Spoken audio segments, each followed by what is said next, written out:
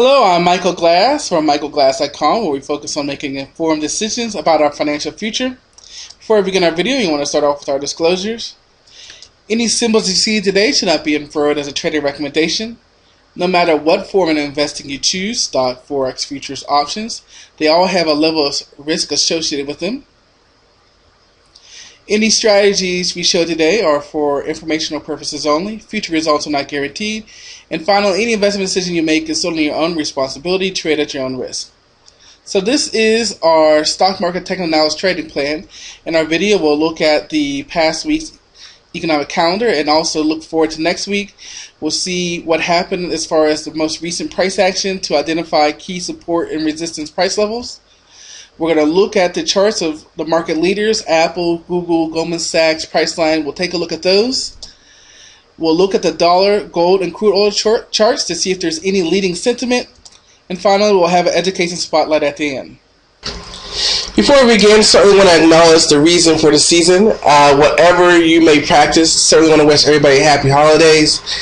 And keep in mind that this is a time where we do come together.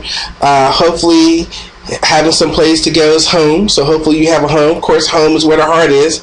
And having someone to love is family.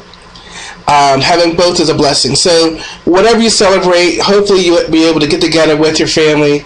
Remember those who have gone before us. We're all missing family members. But also being appreciative to what you do have and who is still with us. I myself am moving into my new house next week. That's right, next week. Closing was supposed to be this week, this past Wednesday, the 21st, but due to a lending issue and not meeting a 24-hour window here in North Carolina, their rules, it's been pushed back a week because the seller couldn't do it on Friday and the courts had closed on Monday and Tuesday, so it ended up being pushed back a whole week. My point being is that I'm in a hotel and I told my kids, we're going to celebrate Christmas next week. We'll be a little late, maybe a new family tradition. However, we're going to spend time today. We're going to be appreciative. We got grandparents coming in early next week also to help with the move. So I'm appreciative of my family. I'm appreciative of what has been given to me, and I'm blessed, completely blessed, overwhelmingly blessed. And I feel, it is what it is. So we want to make sure that, we understand that there are plenty of people without homes, plenty of people missing their family members. We have troops overseas. We have so much going on in this world that take this time, again, whatever you celebrate, to just be appreciative of the loved ones that you do have, that you can hug, and you can tell them how much you care about them. And of course, wherever you may be, home is where the heart is. That being said, let's take a look at the week that was. And we can see that all three major indexes, the Dow Jones, the NASDAQ, and the S&P 500 all rose this week, putting the Dow Jones up almost 6.5% there. The NASDAQ is still down about 1%. The S&P 500 is flat. This week we saw that the market, S&P 500, rallied 3.5%, which allowed it to come up to being flat for the year, although the NASDAQ is still down. So as we approach our last full trading week of 2011, we'll see if we can get that little Santa Claus rally to finish off, getting all three major indexes to be positive for the week. When we look at overseas, there really wasn't much going on. No real Euro news. We did see some positive economic data coming out of Germany and Spain, but not much going on. As far as corporate news, the thing that caught my eye this week was some of the takeover buyout talk about REM. And I know when I first started trading options many moons ago, REM was, one of the big things. And REM used to be a part of my review of market leaders. But as it gets down here to $13, I read an article this week that said that REM is below its blue book value. And Yes, I'm a Mac guy, and this is truly a statement to the power of the iPhone, the iPad, and what the iPad has done to the market. We know HP took a big hit on their WebOS tablet, and RIM also took a big hit and a charge for their playbook that's not really working. And what we're seeing is that if you're going to buy an Android, the consumer are saying, we'll buy an Android if it's really cheap, meaning the price.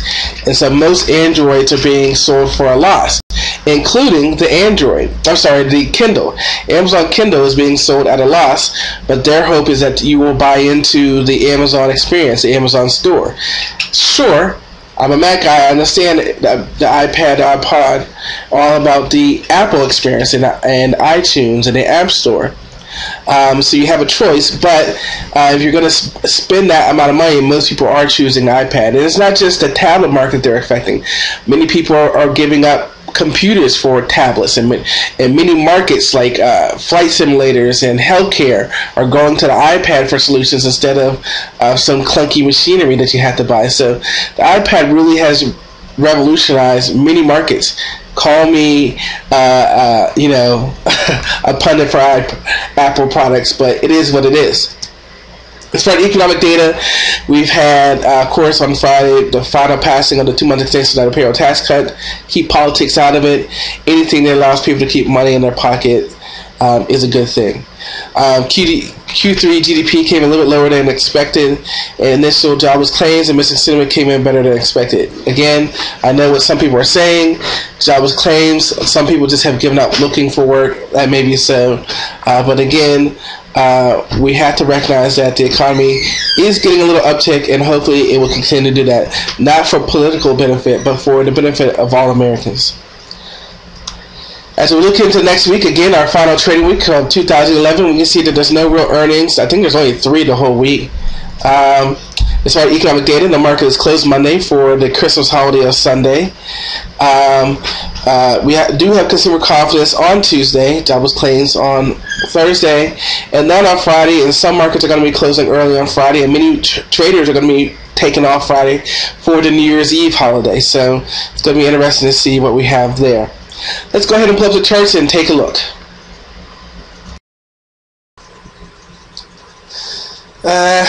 We're moving on to the S&P 500. Those of you who are sticking around, I appreciate it. I understand that there were some microphone issues, but I think they're fixed now. So the first portion there was a little bit loud, but they should be fixed now. So, our theme here for the month of December has been the 200 moving average, and what's going to get us through it, what's going to be our catalyst.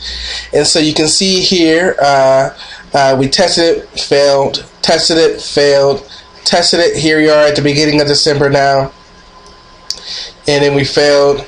Nice little uptrend line we've got going on here.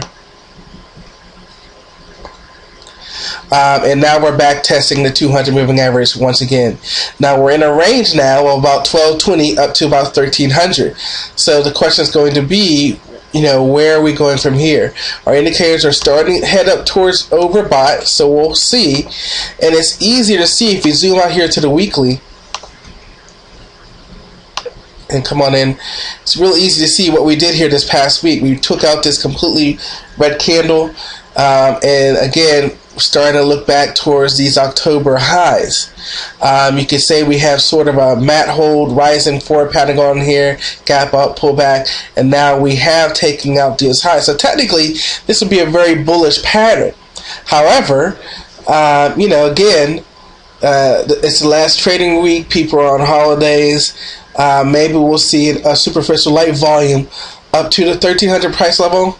Right now, we don't know. We'll certainly see what happens with consumer confidence. I'd be surprised to see how many people remain after Tuesday's consumer confidence. But, again, that may be our little catalyst, a superficial light volume move up here. And then we'll have 2012 to test whether or not we're really going to go back and test the highs, or will we head lower. Now, when we come out here to the monthly, we see a beautiful rally. And again, we can kind of see that we're taking out this November candle, but the high of that candle is 1277-ish. So that's really what we really need to break to really say we're going to retest the October highs. Until then, we're still within the whole candle of November. Switching over to the NASDAQ. Going back to daily, we can see a bigger range that we're going through.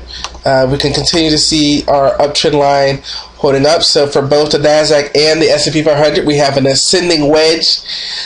Resistance 1300 for the S&P 500, 2740 is for the NASDAQ. But what we can also see is that we know the NASDAQ led us for a while, especially in our up move from 2009. But now we can see that the NASDAQ is not testing it. Now it's going back up there, but it's not at the 200 moving average like we see for the S&P 500. So it's lagging behind just a little bit. And our indicators still have more in the middle and heading up than they are quite at overbought. So there's still some room to head higher. Coming over here to the weekly, zooming in. And we can see, now this one has not taken out the last week's candle, but it's trying to. So again, more of that weakness, but it's easier to see this ascending wedge pattern that we're looking at. All the way out to monthly, zoom in, and we can see again that we have plenty of room to go. As a matter of fact, we got to get all the way up to the top to take out the November channel. So we kind of have a doji with a doji for November and December.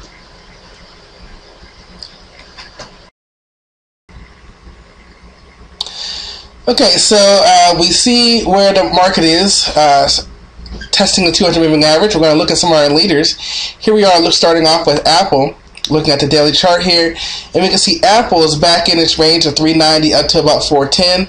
Nice little rally this week, and we kind of talked about that this is where in the past we saw some buyers coming in. So nice rally in the middle of that range right now. And so, you know, it makes sense to go test 410. But, you know, I don't think in the next week are we going to be testing the highs for October. And keep in mind in January, Apple has one of its conferences and obviously earnings at the mid-January. So there's certainly a catalyst there if we're going to get above the 410 price level. Nice move on Apple. Apple definitely bullish. Amazon. Well, you can see, I mean, not a great chart here for Amazon. Nice move up, and now we're just kind of falling off here. Sort of a falling three pattern here as it broke the last support level of 180 here, and it did that this week. Creeping into the picture is the 500 moving average. We don't always see that. We can really see on the market profile the sideways price action that these days kind of show. So we broke it. Must have been some catalyst, big volume here to get us to break that, and now we rally back up. What was once support broken now becomes resistance. So now what's going to get us above 180 if that's for the bulls? But Amazon, I would say down. Apple up, Amazon down. Google.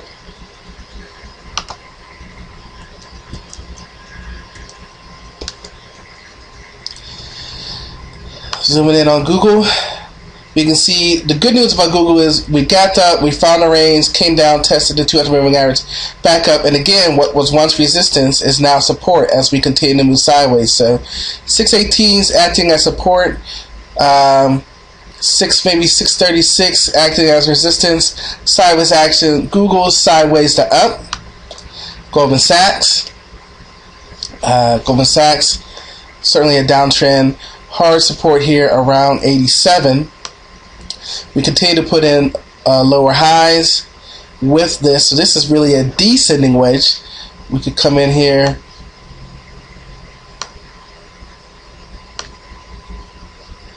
Draw something like that. We got a descending wedge with, again, 87 being the support price line. Hello? Hello? Sorry about that little phone ring there. So our descending wedge here on Goldman Sachs, at least the 87.50 is as a bottom. As long as this holds up, we can say sideways. But with these lower highs in, we're definitely going to say sideways to down. Next we have IBM. Zoom on in here. Nice little channel here, 175-ish, 176-ish, up to about 190, even 195. Nice little range we're in. We're testing the bottom of that range right now. although we did get a little move up here on Friday. So IBM, I would say sideways. So we've got Apple up, Amazon down, Google sideways to up, Goldman-Sachs sideways to down. So we kind of got 2 up, 2 down. Sideways here for IBM. Intel.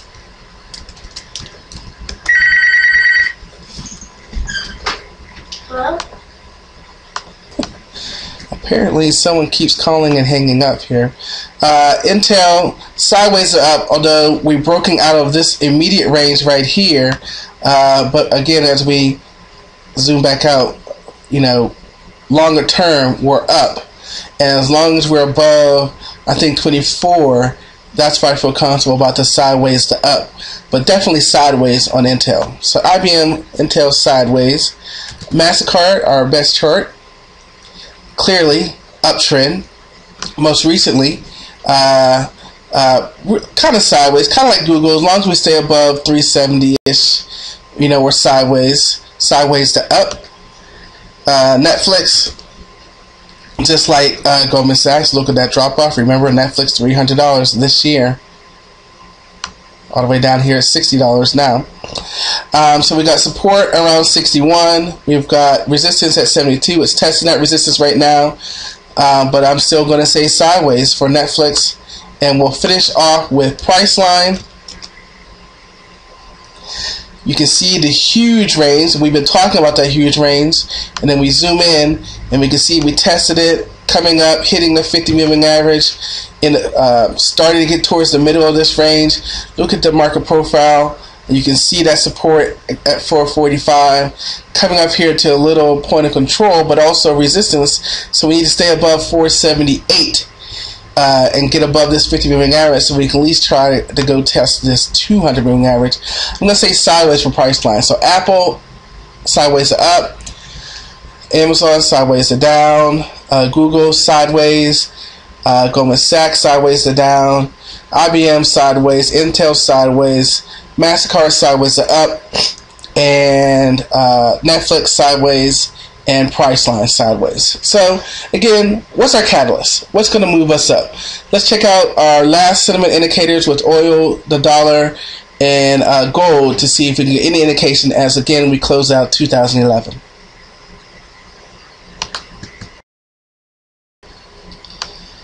Okay, so we're going to finish off here with our market sentiment indicators, starting off with the dollar. We went up and tested our resistance here, 81.20. We hit that. We're falling off just a little bit, and so we'll watch to see what happens here at 79. A little sideways action. We can really see that on the market profile. Whoops. There we go. Really see the sideways action here on the market profile. But again, what's going to be our catalyst and move us one way or the other? Very nice move here in December for the dollar. Dollar's definitely bullish. What about gold? Well, if the flight to safety is not in gold, we can see that the dollar is stronger. What does that mean for our gold? And we can see that it did try to bounce a little bit here at the 200 moving average. We got a big push through. But what we can also see is that it came up and tested it and failed at the 200 moving average. And now we need to see 1600 hold up as support, or we could definitely make a new low here. So sideways action, a little move up here, failure to 200. Look at the market profile here, definitely some sideways price action there. So goes a little weak. Finishing off with oil, we know we've talked about it. Here's our 102 to 96 price range. We zoom in, beautiful month of November. December has been sideways for crude oil. Kind of broke through the 200, coming back up. We'll see what happens once it gets back up here to 102. If we'll go on back down to test 96 and 90 again. As we come to our education spotlight, we continue to talk about the importance of reviewing our trades. And that's really the final step. It's not just finding the result of the trade. That's not the final step. The final step of any trade is taking the time to review and analyze what did and did not happen. Did the expected outcome happen? If it didn't, why not? Were there any external circumstances unseen or seen that you missed? Did you miss the entry? You need to take the time to evaluate the trade and make sure that you followed your rules and your system to the T to make sure that, again, your current system is working in today's current climate. A trade is not completed until you've completed this final step of reviewing and analyzing the trade. Again, we've got some big things planned for 2012, so make sure that you like, subscribe, or comment on our videos here on Facebook. We have a page, Are You Financially Literate? Move Up with Mike on YouTube and Twitter. Take the time to comment and subscribe. We're going to have some really cool things for you next year. More videos, more feedback, more engagement. Really want to give quality to our subscribers. We have our 5-part video course on high probability trading. It really helps you frame the market. We've got about 5 videos, all about 10 to 15 minutes long, to help you understand how you should frame the market, the high probability trades. We hope that gives you a gauge of who is our coaches and how we can help you develop that trading plan, that trader's mindset, to where you go from beginning to end and accomplish the end by reviewing each trade. We do have a video course for you that has 3 components. Introduction, where we go over all of trading, technical analysis, chart patterns, money management, psychology of trading, all these different facets of trading we included in that. Then we go into the specific trading plan components and how you should put those together, and we have high probability trading sets for you. And we're only charging $99 because we think and we know that it's not about the system as much as it is the mindsets. We want to make sure that you can enroll in our coaching, and we don't want the system to cost more than the coaching. If you're trading futures, why not try our futures broker? Intraday margin low is $300. 20 free trades if you sign up through us. And a chart package that works both on PCs and Macs. Run your scans and find the latest and greatest fast-moving stocks. And as we just said, it's not about the system or indicator, as it is about the trading mindset, so that you have the psychological capital to pull the trigger on each and every trade. Thanks, guys. Happy holidays, and I will see you next time.